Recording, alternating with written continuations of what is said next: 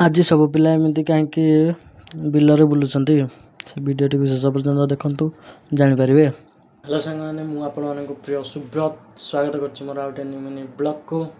ଆଜିର ଭିଡ଼ିଓଟି ଟିକେ ଲମ୍ବା ହେବାର ଅଛି, ସେଥିପାଇଁ ସମସ୍ତେ ଯୋଡ଼ି ହୋଇ ରହିବେ ଲାଷ୍ଟ ପର୍ଯ୍ୟନ୍ତ। ଆଜି ସକାଳୁ ସକାଳୁ ଟିକେ ଚାଲି ଯାଇଥିଲୁ କଣ୍ଟିଲ, କାରଣ ମୋ ମାମୁଙ୍କ ପୁଅର ଟିକେ ଗ୍ରୋଥ୍ ହେଉନଥିବାରୁ ସେଥିପାଇଁ ଟିକେ ମେଡ଼ିକାଲରେ ଦେଖିବା ପାଇଁ ଯାଇଥିଲୁ। ସେଠୁ ଫେରିବା ପରେ ଆମେ ଟିକେ କ୍ରିକେଟ୍ ଖେଳିବା ପାଇଁ ଆମ ମିନି ଷ୍ଟାଡ଼ିୟମକୁ ଯାଇଥିଲୁ। ନିଲୁ ଭାଇଙ୍କର ଗୋଟିଏ ସର୍ଟରେ ବଲ୍ଟି ହଜି ଯାଇଥିଲା, ତାକୁ ଖୋଜିବା ପାଇଁ ଆମେ ବିଲକୁ ଆସିଥିଲୁ। ବହୁ ସମୟ ଖୋଜାଖୋଜି କରିବା ପରେ ବଲ୍ଟି ମିଳିଯାଇଥିଲା। ତାପରେ ମୁଁ ପାରାମାନଙ୍କୁ ଖାଇବାକୁ ଦେଇ ଦେଇଥିଲି।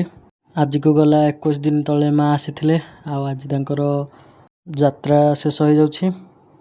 ମାଙ୍କର ପ୍ରସେସନ୍ ପୁରା ଧୁମଧାମରେ ହେଉଥିଲା, ଯାହାକି ତୁମେ ଭିଡ଼ିଓରୁ ଦେଖି ଜାଣିପାରୁଥିବେ।